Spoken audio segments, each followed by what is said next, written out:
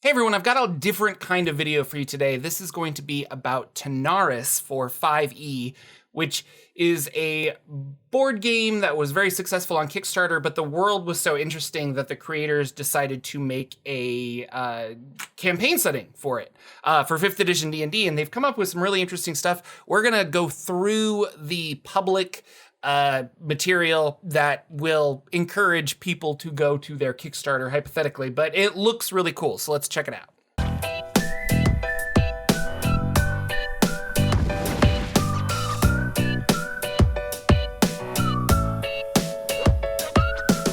Hey everybody, Jordan here, the PH is Silent, and for those of you who are new to the channel, normally I do videos on Dungeons & Dragons lore, but sometimes I do videos like this, which when I get interested in a cool product, I kind of like to talk about it, and so that's what we're gonna do today.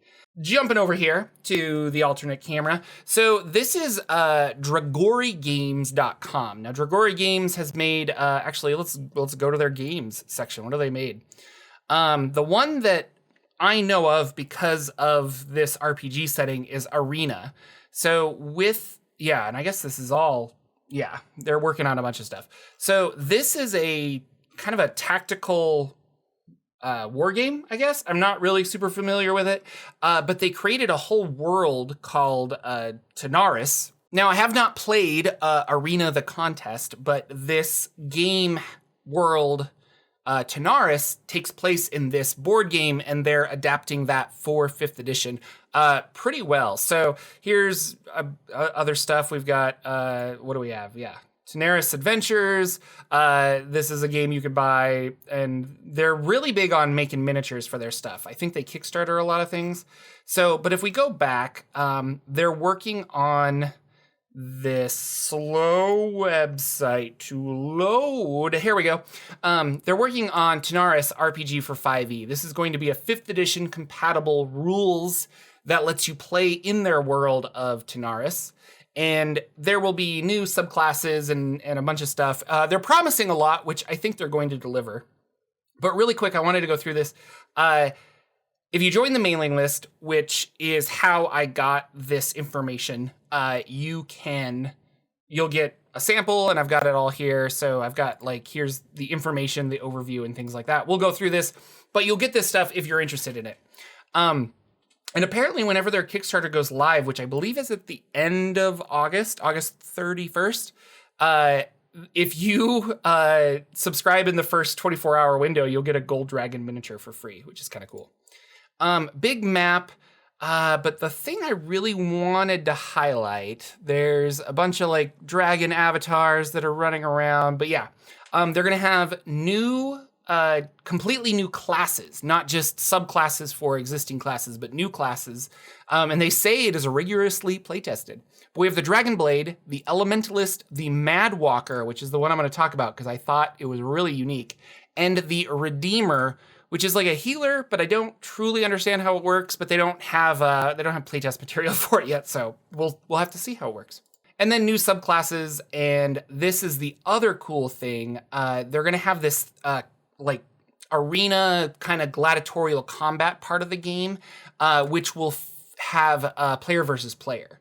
So if you really want to see if your party can take down said monster, then you could do it in this world or in the arena. Or if you're like, hey, I just want to spar with so-and-so at the table, you could in a safe way, and I like that, to have actual PvP rules, and we'll see if they work out.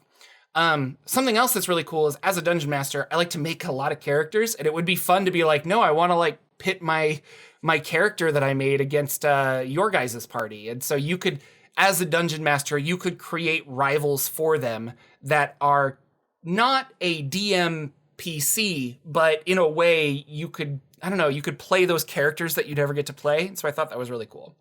There's an adventure called Realms of Madness that they're including in this, which I'll show you, and then extra stuff.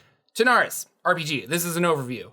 First of all, they have it separated like this. I have to zoom in order to be able to read it because it is very small for me. But they're basically saying, hey, what makes a campaign setting? And for them, they're saying that Tanares is going to be a tense, complex, shifting, fragmented, dystopian high fantasy world where adventurers are rare and high-level adventurers even rarer. And so you are going to be a hero of heroes is the idea. If you're playing in this campaign, it is assumed that you are amazing. Jumping through, there are these things you should know about Tanares. One of them is that you cannot wage war. So the history of this place is that there were so many fights between the different cultures of Tanares that the gods came down, they took the form of dragons and explained to the idiot mortals of Tanares, if you guys keep fighting, we're gonna like destroy the world. And the Tanaran people were like, we're going to keep fighting. And then the dragons would invoke these cataclysmic events that would destroy whoever is really causing the problem, but also like entire cultures of people just gone. And there are 4 of these, if I'm remembering correctly, that we know of. But there's probably more before that. So it's kind of this whole, like, the gods come down and they're like, if you don't stop, I'm going to turn this car around. So now you have these sleeping dragons, but everyone's scared of this curse, this idea that, like, if they actually wage war, then we're gonna run into a bunch of problems. A cataclysmic event will kill us, or like the gods will just strike me dead immediately. So there are rules in place that the people of Tanares have built together to still fight one another, but not do it on a large capacity. Which comes into the arena. So for instance, my nation wants to fight your nation. I choose my strongest person. You choose yours. The 2 of them get together. They fight. Whoever wins, it's just assumed that they then take over my territory or something like that. There are 4 regions, and they all are tied to an element: water, earth, fire, or air, which are also tied to a dragon. Probably an avatar dragon that is sleeping somewhere. I have here's the map. And so, yeah, you have water in the middle, the frozen north, which would be air. I assume this green is earth, and the fire below. So yeah, it's really detailed. Because if all of I'm assuming these are from the game, but like if all of these are from the strategy game, but like if these all have places, like, I don't know. I love maps like this where it's like, I want to go to Marar. And if I go to Marar, what am I going to find? Jumping back over here, so this explains the whole why we can't fight. So now we have these arenas.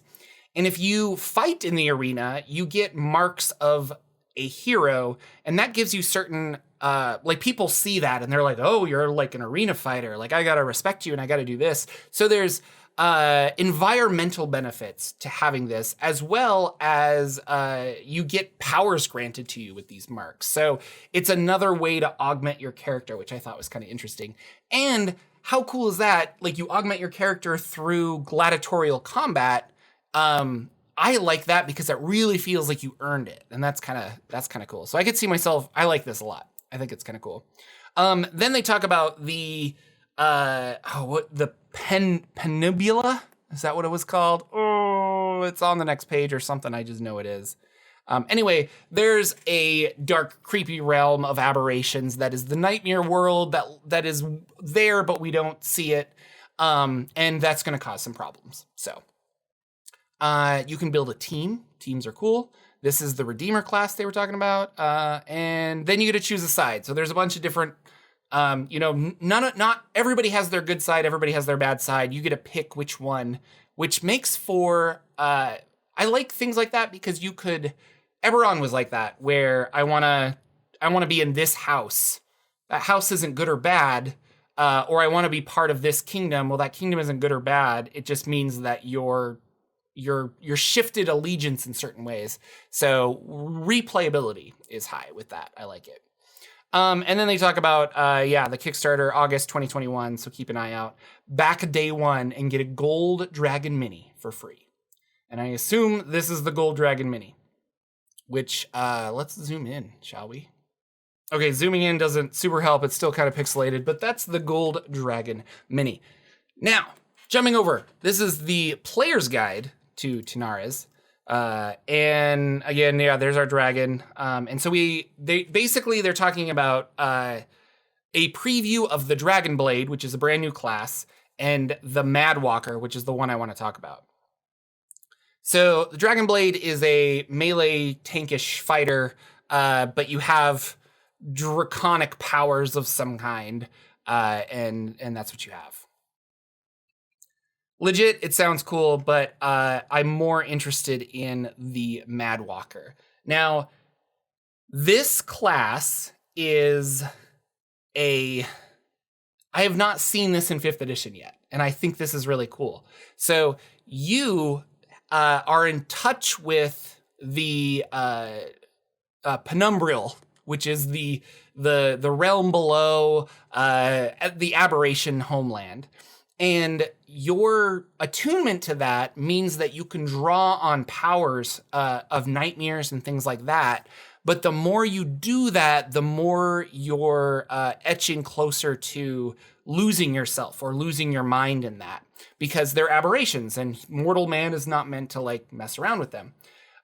So instead of saying I have this many key points like a monk, or I have this many spell slots, you have all of these abilities. They all cost, I think they're calling them insanity points. Not the best word, but we'll figure it out. But anyway, you have these points, and the more you spend, the more you risk like losing yourself and changing into one of these creatures for a set amount of time.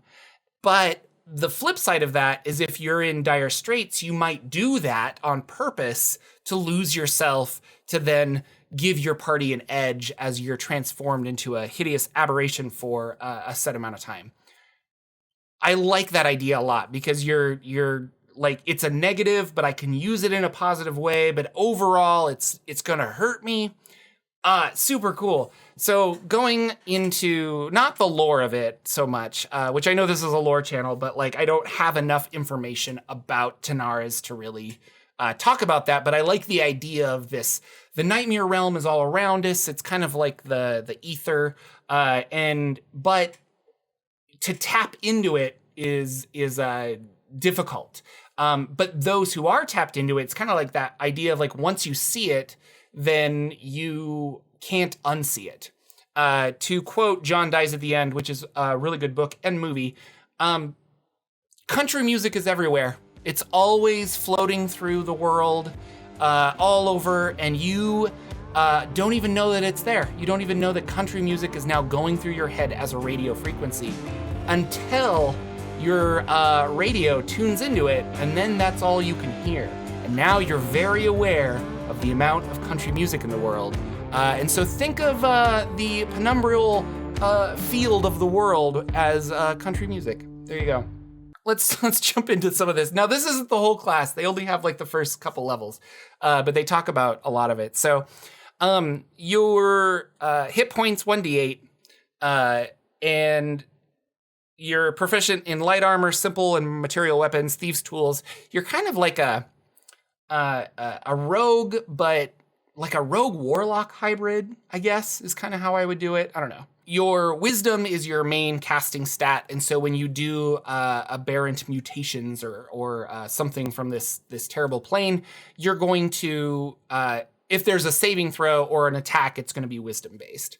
And you have insanity points. Insanity points, Mad Walkers delve deeper and deeper into the realms of madness as they use their powers.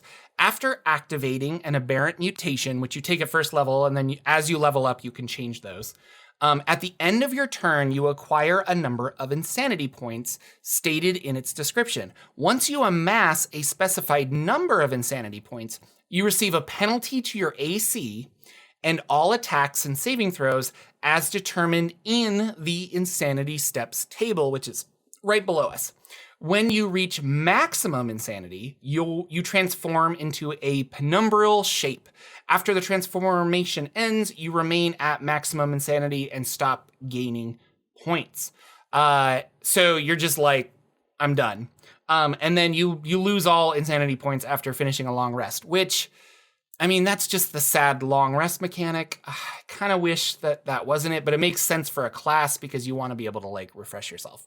Okay, insanity points. So 1st to 4th levels, if I have 3 to 5, I get -1 penalty. 6 to 8, I have a -2 penalty on my attacks and AC. 9 or more, a -3, but if I get to 12, then I change into that. So the more I'm hurting myself, like you're hoping, you're either like conserving your ammo because you're like, I don't want to like do too much cool magic stuff, or you're trying to use as much as possible to like unleash the beast. This would also be a really good idea for like a lycanthropy class, right? Where the more you're getting angry and bloodshed, the more it's a potential to transform into that lycanthropy. And I thought that was really cool. So over here, you have these different shapes, and then you get new shapes as they get bigger, and they're based on the 7 deadly sins. And they work exactly like a druid wild shape. You transform, you do a bunch of damage, and then you have temporary hit points, just like a wild shape. And if those hit points ever go to 0, you revert out of your wild shape, just like that. Although I don't think you can take it off. I think you're just like crazy and rabid until, but time will tell. This still isn't released. You get, when you're transformed, you do extra damage, which is cool. And then you have this new shape, and they talk about that. And then, yeah. Oh, another cool thing is apparently you can use the this penumbral plane. Thank you. Penumbral plane that's there. I'm just reading it now. To teleport around, and it's kind of risky, but like the idea that like, well, I can take you there, but we got to go through this scary eyeball forest, and I like that. So you have a sense of like getting around through that plane, which probably would hurt everyone in your party. Now that I think about it, yeah. Here are some of the mutations. They only have like the first, and I think it's only the first level ones, but maybe second level. But yeah. So elastic limbs for 1 sanity point. I can, as a bonus action, deform my limbs so they become longer, and for the next 10 minutes, my melee attacks increase, the reach increases by 5 feet. There's a gaze attack where, as a bonus action, I can channel energy through my eyes. For 1 hour, I have advantage on wisdom perception checks that rely on sight. I gain dark vision. And then with an action, I can end these effects and hurl a force blast towards a creature. And you make a ranged attack roll targeting a creature. So you can just, and then do 3d6 damage, which I really like. That's kind of cool. Bioluminescent secretion. So for 1 insanity point, you get 5 feet of cone size, but I can increase that. So I could do like a bunch of extra points to get 3 points, and I get 15 feet of cone size. So as a bonus action, I secrete a luminous substance. The secretion emits glowing light within 5 feet and leaves a trail in every space that I go through. After 8 hours, the mutation ends and the secretion disappears completely. You may end this mutation early to expel a larger, oilier amount of secretion over a 15-foot cone on the ground, turning it into difficult terrain. All creatures in this area must succeed on a dexterity saving throw or fall prone. A creature that enters or ends its turn in the area must also make a dexterity saving throw. The area remains bright and slippery for 8 hours, and you may not use this effect if you are already at your insanity point maximum. You could increase the size of the cone by 5 feet to a maximum of 25 feet, gaining 1 extra insanity point for each additional 5 feet. And I like that. So I could create a huge cone of this stuff by increasing the amount of insanity. Like the more I want to channel the penumbral plane, I thought that was really cool. Envy, gluttony, that's what I was going to get into. So with these, you have a new armor class, you have new hit points, and you have new attacks and actions and stuff. And it's kind of interesting. And then Lost Magic, this is a wizard subclass, and the Courage domain is a cleric subclass. And of course, what game/supplement doesn't have new spells, so these are a little bit of them that they have. Force Armor, an armor of concentrated energy forms around you, changing your base AC to 12, plus your dexterity modifier, plus your intelligence modifier. Your AC cannot be altered by any means while this spell is active, including allies and enemy effects. So they're kind of saying it's either this or nothing. If you take damage from a creature within 60 feet, you can use your reaction to shatter the armor into 4 darts that fire at the creature. Each dart deals 1d4 plus 1 force damage. That's pretty strong, but it is a 2nd level spell. So, I don't know. And this comes with, here are some 3rd level characters created for you. So this is the Dragonblade to play. This is Ravel the Mad Walker. And we have the Wizard School and then the Cleric at the very end, if you wanted to play these. And then finally, this is the adventure that their introduction to the world of Tanares. I do like the layout of this so far. And from what I've read, it seems like a really a good introduction to the world, especially with like arena fights and stuff. So they're trying to hit all of the things that make their campaign setting unique. Magic items here. We have 2 twin hand axes of the 33 souls, a pair of magical hatchets that glow more powerful if they claim enough humanoid lives.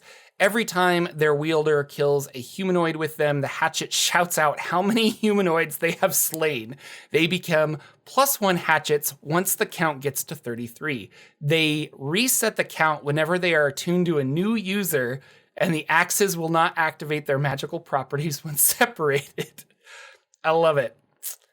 I love funny, quirky stuff like that. And then we have some of our enemies. We have goblin witches and stuff like that. Should be fun. So that is Tanares RPG for 5th edition. I think it's really cool, but full disclosure, I do want to say that they did contact me. I didn't just discover these guys out of the blue because I was unfamiliar with their board game. However, I thought the world was really cool, and the more I was reading on it, these free samples that they have available, I thought it was really interesting. So I wanted to talk about it. So just so you know, full disclosure, there was a nudge to kind of like review this, but my words are my own, and I do think this is really interesting. I'm super curious where the Kickstarter is going to go. And I guess we'll have to wait and see until August for the Kickstarter. But I will put links down below to this website here, so you guys can sign up for to get the playable samples if you want to.